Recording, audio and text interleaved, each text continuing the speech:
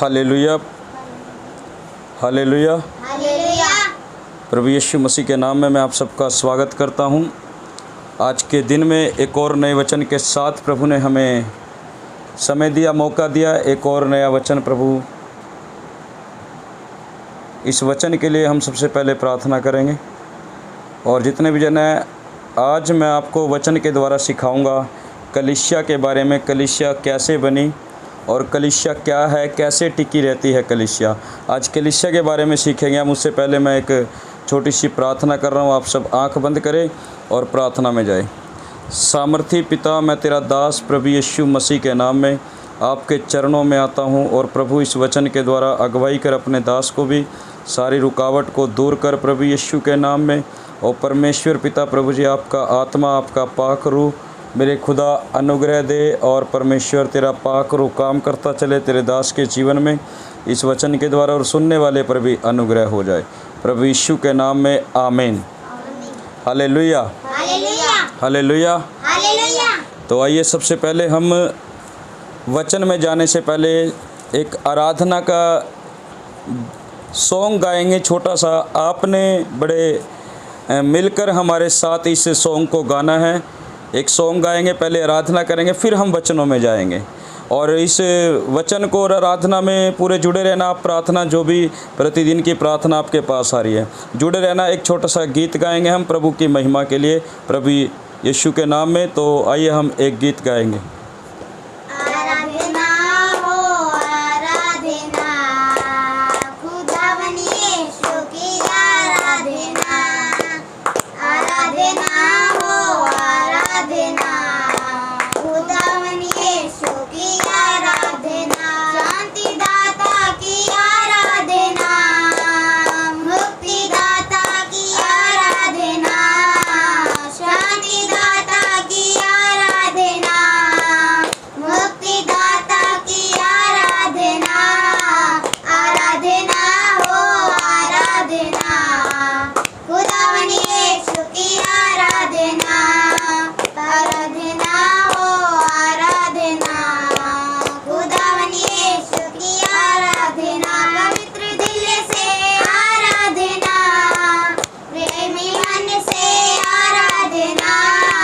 पवित्र दिल से आराधना, प्रेमी मन से आराधना, आराधना हो आराधना, खुदा यीशु की आराधना, मेरे मसीहा की आराधना, जीवन दाता की आराधना, मेरे मसीहा की आराधना, जीवन दाता की आराधना, आराधना हो आराधना, खुदावन यीशु की आराधना, आराधना हो आराधना, खुदावन यीशु की आराधना, दूतों के संगे संगे आराधना, स्तुति प्रशंसा आराधना, दूतों के संगे संगे आराधना, स्तुति प्रशंसा आराधना, आराधना हो आराधना, खुदावन यीशु की आराधना, आराधना हो आराधना, खुदावन यीशु की आराधना। हालेलुया। हालेलुया।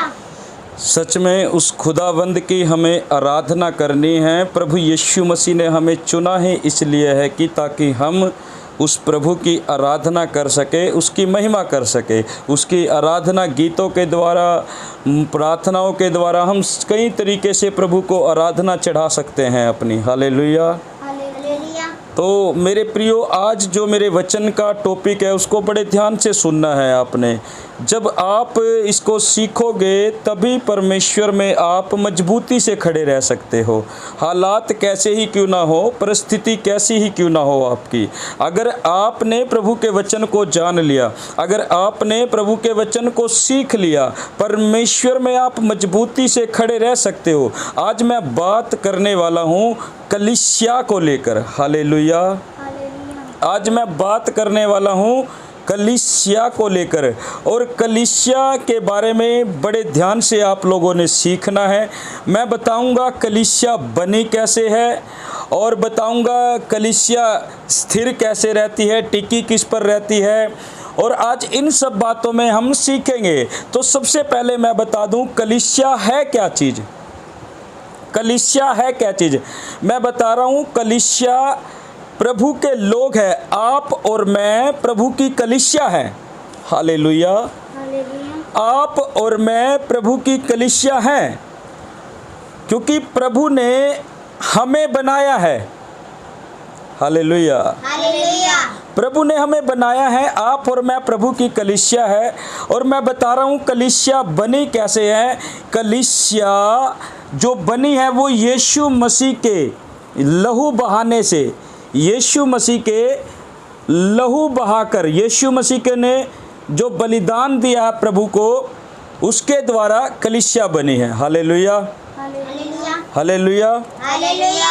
तो आज मैं एक वचन के द्वारा आपको समझाऊंगा। इन वचनों को आप अपनी डायरी में भी नोट कर सकते हैं और आप सीखें इस वचन को बड़े ध्यान से। एक वचन पढ़ रहे हैं हम, इफिसियों की किताब। इफिसियों की किताब निकाल ले और उसका 5 का 25 वचन पढ़ेंगे। है पतियों, अपनी पत्नियों से प्रेम करो जैसे मसीह ने भी कलीसिया से प्रेम किया और अपने पापों को उसके लिए दे दिया। आमीन। हालेलुया। हालेलुया। हालेलुया। हालेलुया। अब वचन क्या कह रहा है, बड़े ध्यान से देखो। कह रहा है हे पतियों, अपनी अपनी पत्नी से प्रेम रखो जैसे मसीह ने भी कलीसिया से प्रेम करके अपने आप को उसके लिए दे दिया। हालेलुया। हालेलुया। अपने आप को उसके लिए दे दिया। परमेश्वर ने यानी प्रभु यीशु मसीह ने अपने आप को दिया। अब देखो कलीसिया बनी कैसे है। कलीसिया जो बनी है वो यीशु मसीह के बलिदान के द्वारा बनी है। कलीसिया जो बनी है यीशु मसीह के लहू बहाने से बनी है। हालेलुया। हालेलुया। आज हमने प्रभु को जान तो लिया। बहुत से लोग ऐसे हैं, मैं सभी की बात नहीं कर रहा, बहुत से लोग ऐसे हैं जिन्होंने प्रभु को जान तो लिया, बहुत से सालों के विश्वासी है, लेकिन उन्हें पता नहीं है कलीसिया बनी क्या है, कलीसिया का मीनिंग क्या है, कलीसिया टिकती कैसे है। आज इन सब बातों में मैं आपको सिखा रहा हूँ। सबसे पहला पॉइंट है कलीसिया बनी कैसे। हमने वचन में सीखा है प्रभु यीशु मसीह के बलिदान से। प्रभु यीशु मसीह ने अपने आप को दे दिया, उसके बलिदान के द्वारा कलीसिया बनी है। हालेलुया। हालेलुया। कलीसिया यीशु मसीह के बलिदान के द्वारा बनी है। अगर आपको याद ना हो, अगर आपको पता ना हो, आप और मैं ऐसे नहीं प्रभु ने चुना है। प्रभु ने पहले अपने आप को दिया है हमारे पापों के लिए, हमारे गुनाहों के लिए अपने आप को दिया, अपना पवित्र लहू बहाया है और तब कलीसिया बनी है, तब हम प्रभु के नज़दीक आए हैं। हालेलुया। हालेलुया। मेरे प्रियो, उसके बलिदान को व्यर्थ ना ठहराओ, उसके बलिदान को व्यर्थ ना ठहराओ। उसने आपके और मेरे लिए ही दिया है, आपके और मेरे लिए अपने आप को दिया है। आमीन। आमीन। अगर आप इस बात पर विश्वास करते हैं कि कलीसिया हम सब प्रभु यीशु मसीह की कलीसिया है, तो आप यीशु मसीह के लहू का आदर करते हैं इस विश्वास के द्वारा कि जब आप करते हो विश्वास कि प्रभु यीशु मसीह की हम कलीसिया है, तो आप प्रभु यीशु मसीह का लहू का आदर कर रहे हो, जो लहू आपके और मेरे लिए बहाया गया है। आदर वो लोग कर रहे हैं जो इस बात पर विश्वास करते हैं हम प्रभु यीशु मसीह की कलीसिया हैं और हर एक पाप से दूर है, हर एक ऐसे कामों से जिनसे यहोवा घृणा करता है, उन कामों से हम दूर हैं। तो हम यीशु मसीह के लहू का आदर करते हैं। वचनों को पढ़कर, वचनों को सुनकर, संगति में बैठकर, संडे विश्राम दिन को मनाकर, जब हम ऐसा करते हैं तो हम यीशु मसीह के लहू का आदर करते हैं और हम प्रभु को बताते कि हाँ प्रभु, हम तेरी कलीसिया हैं। आमीन। आमीन। पहला पॉइंट था कि कलीसिया बनी कैसे है। कलीसिया जो बनी है वो बनी है यीशु मसीह के बलिदान के द्वारा। अब मैं दूसरा बता रहा हूँ, कलीसिया टिकी किस पर रहती है, टिकती किस पर है कलीसिया। मेरा दूसरा पॉइंट है कलीसिया धार्मिकता पर टिकी है, धार्मिकता पर। मैं पढ़ रहा हूँ मत्ती की किताब, उसका 16 और उसका 18 से 19 पढ़ेंगे हम। मैं तुझसे यह है और इसी चट्टान पर मैं अपनी कलीसिया बनाऊंगा। हालेलुया। अब हालेलुया। देखो यहाँ क्या कह रहा है प्रभु, कह रहा है प्रभु यीशु मसीह कह रहा है मैं तुझसे कहता हूँ तू पतरस है और मैं इस पत्थर पर अपनी क्या बनाऊंगा, कलीसिया बनाऊंगा। अब यहाँ पर प्रभु एक बात बोल रहा है, यहाँ पर पतरस को बोल रहा है जिसका नाम समौन था पहले, जिसका नाम समौन था पहले, उसको प्रभु ये बात बोल रहा है, कह रहा है तू पतरस है, तू पतरस है। कह रहा मैं इस पत्थर पर, इस चट्टान पर अपनी कलीसिया बनाऊंगा। परमेश्वर ने अपने लोगों को बोला है कि मैं इस पर अपनी कलीसिया बनाऊंगा। आज आप और मैं प्रभु यीशु मसीह की कलीसिया है। हालेलुया। हालेलुया। कह रहा है मैं इस पत्थर पर, इस चट्टान पर अपनी कलीसिया बनाऊंगा। आमीन। आमीन। आगे पढ़ो क्या कह रहा है। और अधोलोक के फाटक उस पर प्रबल न होंगे। अधोलोक के फाटक उस पर प्रबल ना होंगे। हाँ, मैं तुझे स्वर्ग के राज्य बस रुको, कह रहा है अधोलोक के फाटक उस पर प्रबल ना होंगे। अधोलोक यानी मृत्यु के फाटक प्रबल नहीं होंगे। अब यहाँ जो अधोलोक है, जो मृत्यु है, ये संसारिक मृत्यु की बात नहीं कर रहा है प्रभु का वचन। पतरस को ये नहीं कह रहा था कि तू संसार में मृत्यु को नहीं पाएगा, अधोलोक के फाटक तुझ पर प्रबल नहीं होंगे। मृत्यु की बात है जब आत्मा में हम मर जाते हैं। आत्मा में तब मरते हैं जब पाप हमारे जीवन में होता है, जब हर एक आज्ञा प्रभु की टूटने लगती है हमारे जीवन में, तब उस पाप के कारण हम आत्मा में मर जाते हैं। और जो आत्मा में मर जाते हैं उनके लिए अलग ही स्थान है, जिनकी आत्मा मर चुकी होती है उनके लिए तैयार है नरक का स्थान। और प्रभु का वचन क्या कह रहा है कि मैं इस पत्थर पर, कह रहा है कि आज से तू पतरस है और मैं इस पत्थर पर कलीसिया बनाऊंगा। कह रहा है अधोलोक के फाटक प्रबल ना होंगे। यानी जब तक प्रभु यीशु मसीह ने बलिदान नहीं दिया, जब तक प्रभु यीशु मसीह इस दुनिया में नहीं आया और अपना बलिदान नहीं दिया, तब तक यानी कि जो लोग जब तक प्रभु यीशु मसीह का आगमन नहीं हुआ था, नहीं आया था और ना ही बलिदान हुआ था, लोग पाप में पड़े थे, नरक में जा रहे थे। लेकिन परमेश्वर ने इन सब चीज़ों को देखा और फिर योजना बनाई थी कि मैं अपने पुत्र के द्वारा इन लोगों को फिर से अपने पास बुला सकूंगा। और तभी अपने पुत्र यानी अपने बेटे परमेश्वर ने प्रभु यीशु मसीह को आपके और मेरे लिए भेजा था ताकि उस कलीसिया को तैयार कर सके।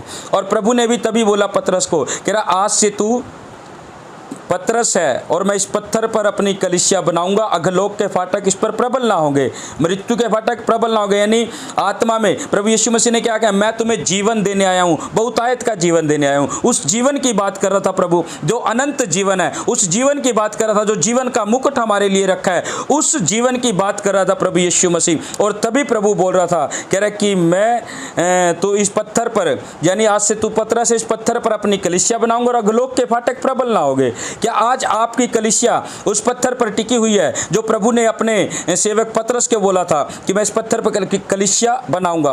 क्या आप जितने लोगों ने प्रभु को जान लिया, मैं आपसे भी पूछ रहा हूं, जितने लोग प्रभु यीशु मसीह पर विश्वास करते हैं, आज मैं उन लोगों से भी पूछ रहा हूं, क्या आपकी कलीसिया अभी भी धार्मिकता पर टिकी हुई है या अधोलोक के फाटक उस पर प्रबल हो गए हैं? अधोलोक के फाटक यानी पाप के काम अगर आपके अंदर है, अभी भी प्रभु यीशु मसीह पर विश्वास करने के बाद भी कोई पाप आपके अंदर है, तो अधोलोक के फाटक आप पर प्रबल हो रहे हैं। कोई पाप आपके अंदर है तो अधोलोक के फाटक आपके अंदर प्रबल हो रहे हैं। लेकिन प्रभु ने कहा था, देखो मैंने आपको दूसरा पॉइंट बोला कि कलीसिया जो है धार्मिकता के द्वारा, धार्मिकता पर टिकती है। क्या धार्मिकता के काम आपके अंदर है? अगर धार्मिकता के काम आपके अंदर नहीं है तो कलीसिया नहीं टिकी है आपकी। आप तैयार नहीं हो प्रभु में, आप तैयार नहीं हो अच्छे से। आज प्रभु का वचन कह रहा है मेरी कलीसिया धार्मिकता पर टिकी रहेगी। पतरस को बोला था, कह रहा है अधोलोक के फाटक इस पर प्रबल नहीं होंगे। अगर तुम प्रबल कर रहे हो, कोई पाप कर रहे हो, कोई गुनाह कर रहे हो, अधोलोक के फाटक को आप अपने ऊपर प्रबल कर रहे हो। आज दुष्ट को आप मौका दे रहे हो। इसी कारण आज बहुत से लोग पाप के कारण, पाप की मृत्यु के द्वारा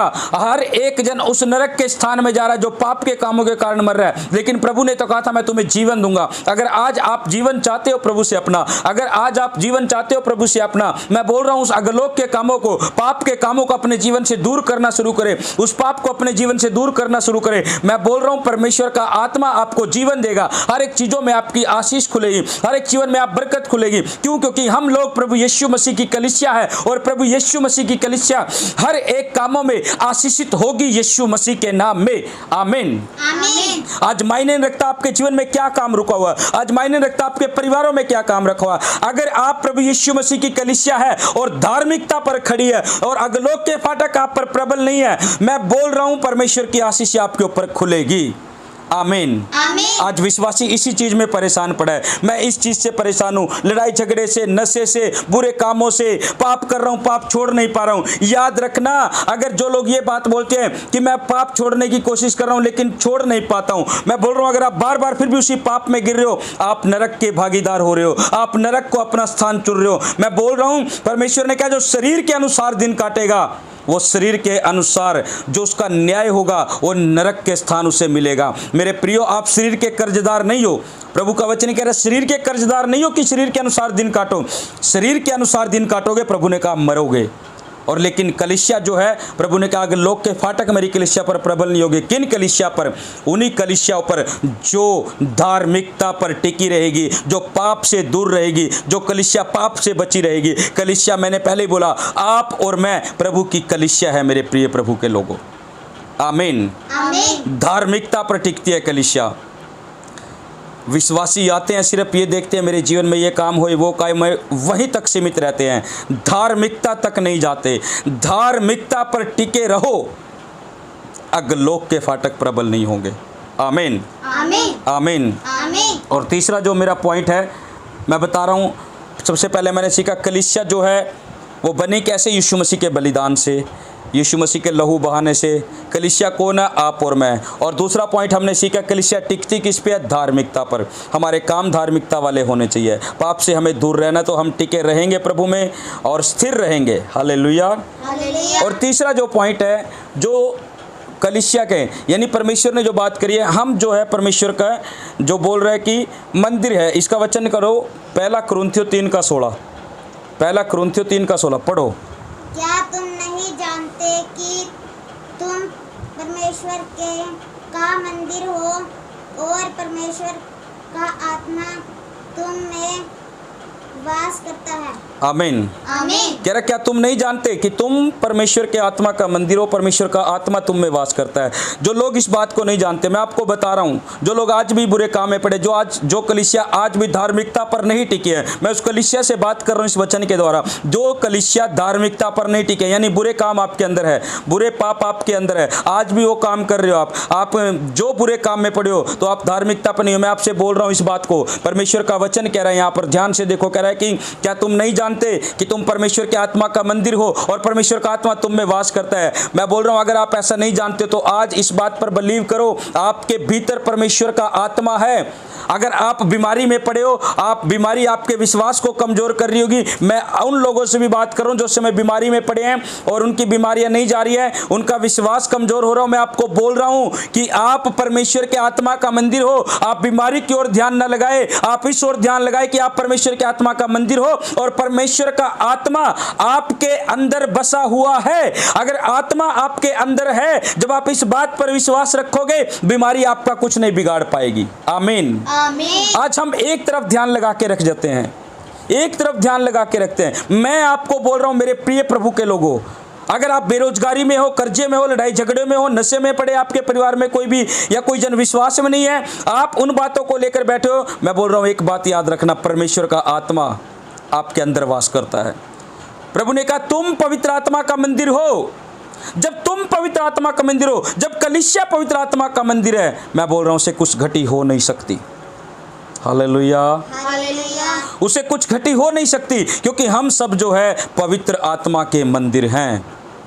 आमीन। आमीन। आमीन। आमीन। एक वचन और पढ़ूंगा मैं। अब जब हमें कलीसिया जो है, हम प्रभु की कलीसिया है, हमारा काम भी है कलीसिया को संभालने का। कलीसिया को संभालने का। बहुत से लोग ये बात सोचते हैं कि कलीसिया की जो देख रेख है सिर्फ पास्टर की जिम्मेवारी है, पास्टर ही सब काम को पूरा करेगा, कलीसिया में जिस भी चीज़ की घटी है बस पास्टर ही जिम्मेवारी है, इसके पास्टर ही पूरा करेगा, हमारा कोई काम नहीं है, क्योंकि पास्टर चला रहा है कलीसिया को तो पास्टर ही कलीसिया की सारी ज़रूरत को पूरा करेगा। कुछ लोगों की बातें ये होती है पास्टर ही देख रेख करेगा, लेकिन मैं बोल रहा हूँ आप लोग भी इस परिवार का हिस्सा हो, कलीसिया आप भी हो, प्रभु का सेवक भी कलीसिया है प्रभु की, और विश्वासी भी कलीसिया है प्रभु की। तो जिम्मेवारी आपकी भी है प्रभु के भवन को संभालने की, जिम्मेवारी आपकी है प्रभु के कामों में हिस्सा लेने की, जिम्मेवारी आपकी है प्रभु का राज्य हमें मिलकर बढ़ाने में। अकेले परमेश्वर के दास की जिम्मेवारी नहीं है। प्रभु ने कहा कलीसिया की संभाल भी हमें करनी है। वचन पढ़ो प्रेरितों 20:28। इसलिए अपनी और अपने पूरे झुंड की रखवाली करो। अब बोल रहा है कि इसलिए अपनी और पूरे झुंड की रखवाली कर, अपनी और पूरे झुंड की, यानी परमेश्वर अपनी कलीसिया के लोगों से कह रहा है ये बात। परमेश्वर का आत्मा अपनी कलीसिया के लोगों से बोल रहा है, कह रहा है अपनी और पूरे झुंड की चौकसी कर, रखवाली कर, यानी कलीसिया की रखवाली कर। हाँ आगे। जिसके मध्य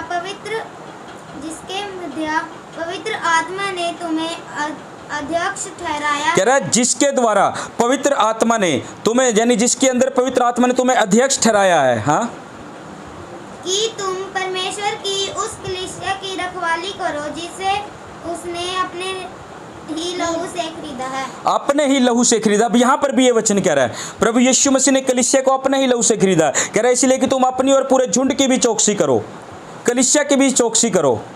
हालेलुया।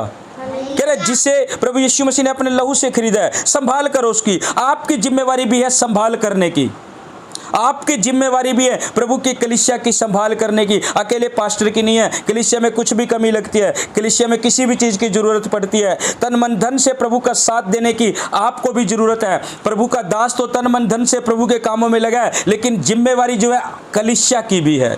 कह रहा अपनी और पूरे झुंड की चौकसी कर जिसमें पवित्र आत्मा ने तुम्हें अध्यक्ष ठहराया है। हालेलुया। हालेलुया। इसलिए मेरे प्रियो, आज हमने वचन से सीखा कलीसिया के बारे में, कैसे बनी, कैसे कलीसिया टिकी है, कलीसिया के कैसे संभाल करना है, और परमेश्वर का आत्मा हमारे अंदर वास करता है। इन सब बातों को लेकर हमने सीखा है। तो मेरा विश्वास आपने कलीसिया के बारे में बहुत कुछ सीखा आज से। तो परमेश्वर इस वचन के द्वारा आप सबको आशीष और बरकत दे। और मैं एक छोटी सी प्रार्थना कर रहा हूँ। प्रभु यीशु मसीह, जितने लोगों ने इस वचन को सुना सीखा, मेरा विश्वास है वो तेरे वचनों के अनुसार आशीषित हो चुके हैं, और प्रभु यीशु के नाम में आमीन। तो मेरे प्रियो, कल फिर मिलेंगे एक और नए वचन के साथ और नए दिन के साथ, प्रभु यीशु मसीह के नाम में आमीन। God bless you.